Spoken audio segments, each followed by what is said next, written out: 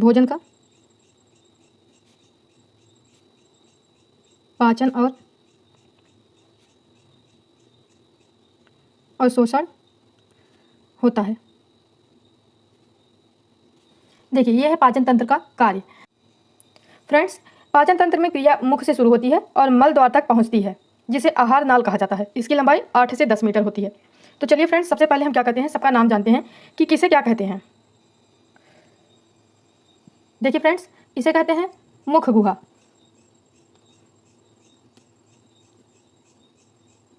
इसे मुंह भी कहा जाता है। यहाँ से हम भोजन मुख में डालते हैं और उसके बाद यहाँ पर देखिए फ्रेंड्स, ये जो है यह है लार ग्रंथि। लार ग्रंथि से लाल स्रावित होता है, जिससे भोजन गीला हो जाता है और चबाने में आसानी होती है। यहाँ पर होता है फ्रेंड्स ग्रसनी, और ये जो है एक पाइप की तरह गया हुआ है, इसे कहते हैं ग्रास नली। तो दोस्तों, सबसे पहले नाम जान लेते हैं, उसके बाद जानेंगे कि इसका क्या काम होता है। फिर फ्रेंड्स, यहाँ पर देखिए ये जो गोलाकार दिखाई दे रहा है, इसे कहते हैं अमाशय। इस पाइप से होते हुए भोजन यही अमाशय में आता है। उसके बाद देखिए फ्रेंड्स, यहाँ से होते हुए भोजन यहाँ पर जाता है और यहाँ से होते हुए बड़ी आंत में चलाता है। तो जो ये है इसे कहते हैं छोटी आंत।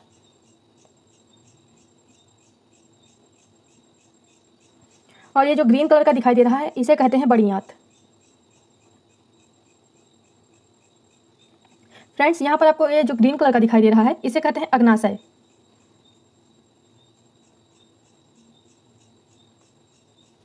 उसके बाद यहाँ पर देखिए दोस्तों, यहाँ जो आपको ये थोड़ा सा गुलाबी रंग का दिखाई दे रहा है, इसे कहते हैं पित्ताशय।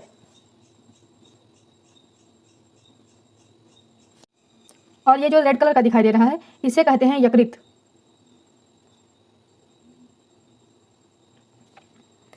उसके बाद देखिए दोस्तों, क्या बचा, ये जो ब्लैक कलर का दिखाई दे रहा है, इसे कहते हैं अपेंडिक्स।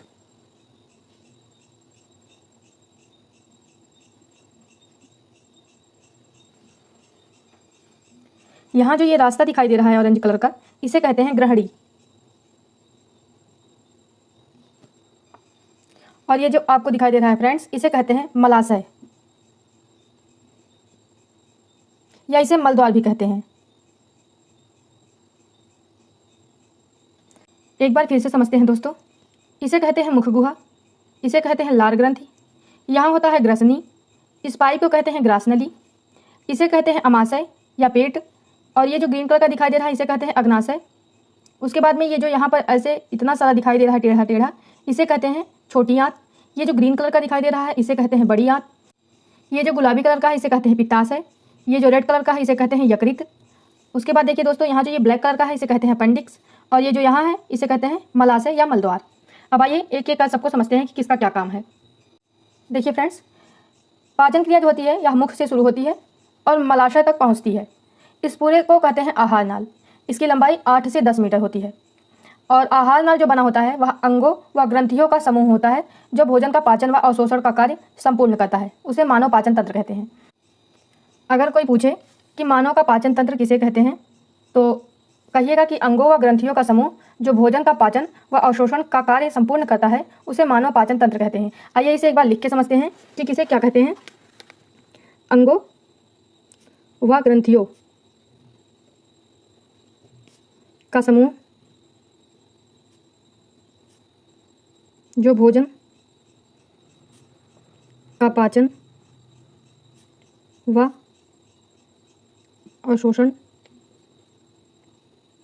का कार्य करता है,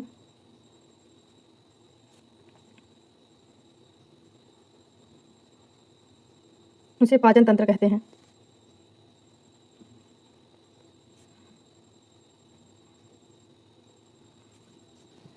देखिए फ्रेंड्स, अंगों व ग्रंथियों का समूह जो भोजन का पाचन व अवशोषण का कार्य करता है, उसे पाचन तंत्र कहते हैं। अब देखिए दोस्तों, यहाँ पर आपको एक शब्द देखने के लिए मिला है अंग, और दूसरा देखने के लिए मिला है ग्रंथि। तो अंग में कौन कौन से अंग होते हैं और ग्रंथ में कौन कौन सी ग्रंथियाँ होती हैं, आइए इसे समझते हैं। तो देखिए फ्रेंड्स, अंग में होता है मुख, ग्रसनी, ग्रास नली, अमाशय, छोटी आंत, बड़ी आंत, और इसके अलावा मलाशय। ये सभी जो हैं अंग में आते हैं। अंग में क्या आते हैं? मुख, ग्रसनी, ग्रासनली, अमाशय, छोटी आंत, बड़ी आंत और मलाशय। इसके बाद आता है ग्रंथि। ग्रंथि में क्या क्या आते हैं? तो ग्रंथि में आता है लार ग्रंथि, यकृत और अग्नाशय ग्रंथि। तो ग्रंथि में क्या क्या आते हैं? लार, यकृत, अग्नाशय ग्रंथि। ये तीन चीज जो है ग्रंथि में आती हैं। और अंग में मुख, ग्रसनी, ग्रासनली, अमाशय, छोटी आंत, बड़ी आंत और मलाशय, ये सभी आते हैं। अब समझिएगा फ्रेंड्स, भोजन मुंह से जाते हुए ग्रसनी से होता हुआ अमाशय में आता है, अमाशय से छोटी आंत में जाता है और बड़ी आंत से होते हुए मल द्वार से बाहर जाता है। ठीक है, इतना बात समझ में आ गया? क्या होता है, भोजन जो है मुंह से हम खाते हैं, उसके बाद ग्रास नली से होते हुए वह अमाशय में जाता है, अमाशय से वह छोटी आंत में आता है, छोटी आंत से वह बड़ी आंत में चला जाता है और बड़ी आंत से होते हुए वह मल द्वार से बाहर हो जाता है। अब आइए समझते हैं कि एक एक जो इसमें अंग है उनके क्या क्या कार्य हैं। तो सबसे पहले हम समझते हैं फ्रेंड्स मुख। सबसे पहले हम मुख के बारे में जानते हैं। इसके द्वारा भोजन का अंतर्ग्रहण होता है। इसमें उपस्थित लार ग्रंथि द्वारा स्रावित एंजाइम टाइलिन द्वारा भोजन का पाचन होता है। तो चलिए फ्रेंड्स इसको पहले लिख लेते हैं। इसके द्वारा भोजन का अंतर्ग्रहण होता है।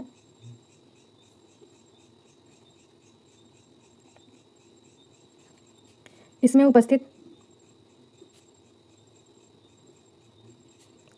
एंजाइम,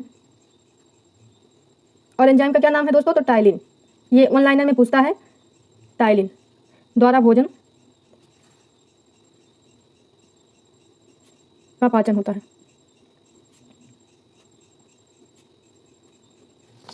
मुख में देखिए क्या दिया है, इसके द्वारा भोजन का अंतर्ग्रहण होता है। इसमें उपस्थित एंजाइम टाइलिन द्वारा भोजन का पाचन होता है। इसके बाद अगला क्या है फ्रेंड्स? ग्रसनी। आइए इसको भी समझते हैं। मुख गुहा का पिछला भाग ग्रसनी कहलाता है। इसमें दो द्वार होते हैं। तो आइए सबसे पहले इसको समझते हैं। मुख गुहा का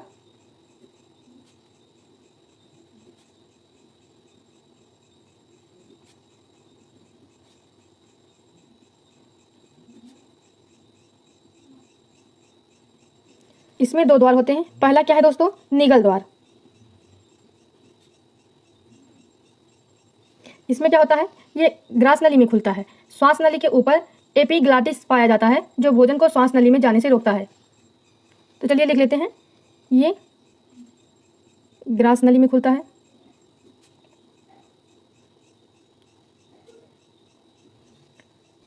श्वास नली के ऊपर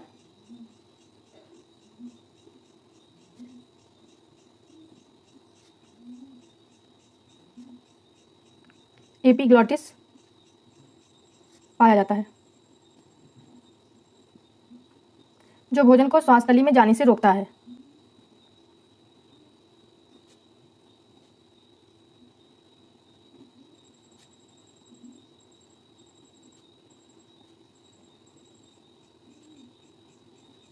और दूसरा जो होता है वो होता है कंठ द्वार।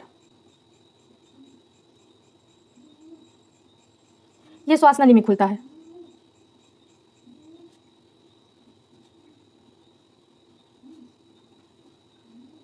चलिए एक बार और समझते हैं फ्रेंड्स। ग्रसनी जो है यह मुख गुहा का पिछला भाग ग्रसनी कहलाता है। इसमें दो द्वार होते हैं, पहला निगल द्वार, दूसरा कंठ द्वार। निगल द्वार जो है ये ग्रास नली में खुलता है। श्वास नली के ऊपर एपिग्लॉटिस पाया जाता है जो भोजन को श्वास नली में जाने से रोकता है। और कंठ द्वार ये श्वास नली में खुलता है। इसके बाद अगला क्या है दोस्तों? ग्रास नली।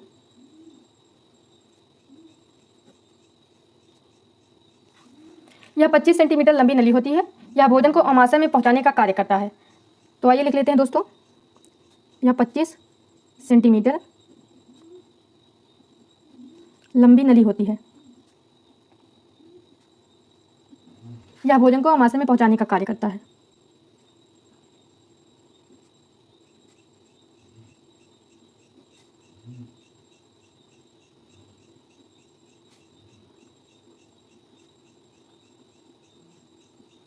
देखिए फ्रेंड्स, ग्रास नली जो होता है 25 सेंटीमीटर लंबी नली होता है। यह भोजन को अमाशय में पहुंचाने का कार्य करता है। अब क्या पढ़ना है दोस्तों? अमाशय।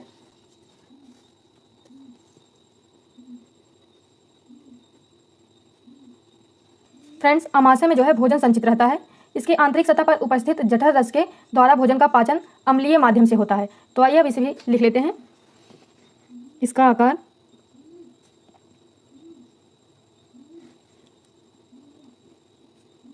थैली के समान होता है। इसमें भोजन संचित रहता है।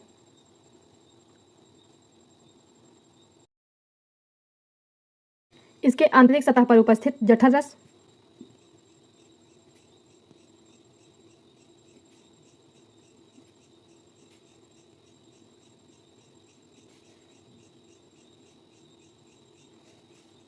के द्वारा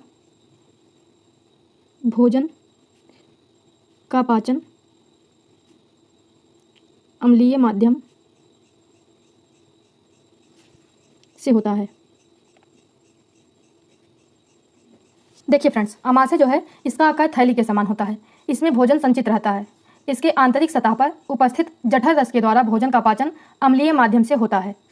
एक बात को समझिएगा दोस्तों, यहाँ पर जो दिया है जठर रस, इसमें क्या होता है? इसमें होता है हाइड्रोक्लोरिक अम्ल और एंजाइम, HCl प्लस एंजाइम। ये एग्जाम में पूछता है। ठीक है दोस्तों। अब दोस्तों बात करते हैं ग्रहणी की।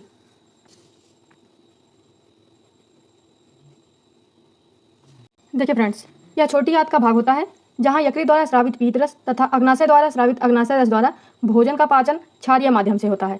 तो चलिए दोस्तों इसको लिख लेते हैं। सबसे पहले यह छोटी आंत का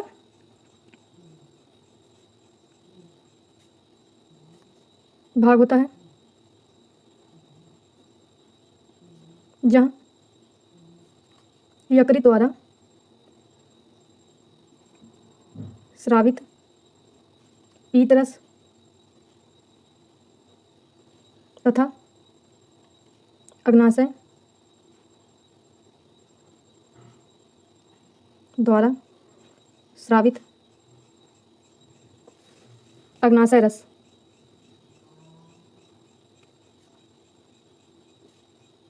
द्वारा भोजन का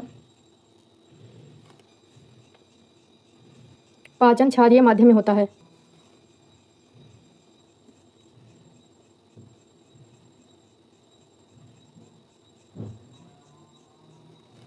देखिए फ्रेंड्स, यकृत मानव शरीर की सबसे बड़ी ग्रंथि होती है।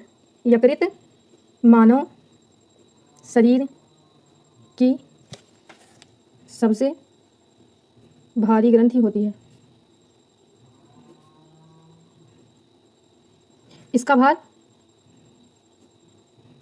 1.5 किलो 1.5 kg होता है। आप समझते हैं दोस्तों, ग्रहणी यह छोटी आंत का भाग होता है जहां यकृत द्वारा स्रावित पीत रस तथा अग्नाशय द्वारा स्रावित अग्नाशय रस द्वारा भोजन का पाचन क्षारीय माध्यम में होता है। यकृत मानव शरीर की सबसे भारी ग्रंथि होती है। इसका भार 1.5 यानी 1.5 किलो होता है। आई होप दोस्तों कि यहाँ तक आपको समझ में आया होगा। अब जानते हैं छोटी आंत के बारे में।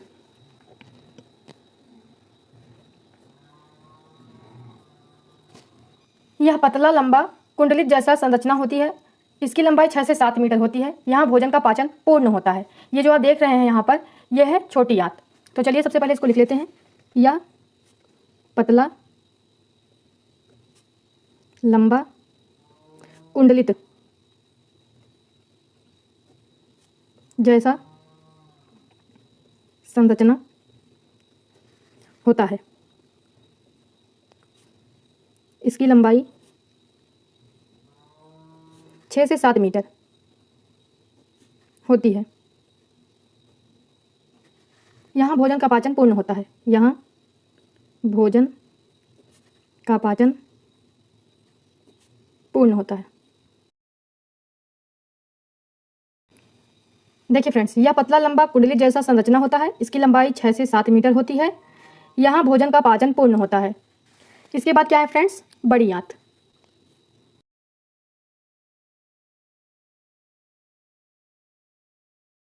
यहाँ बचे हुए भोजन का अवशोषण होता है तथा अपशिष्ट पदार्थ को मलाशय द्वारा बाहर निकाल दिया जाता है। तो चलिए सबसे पहले इसको लिख लेते हैं। यहाँ बचे हुए भोजन का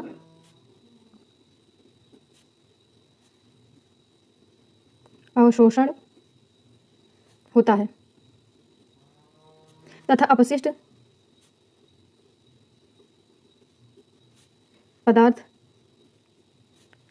को मलाशय द्वारा बाहर निकाल दिया जाता है।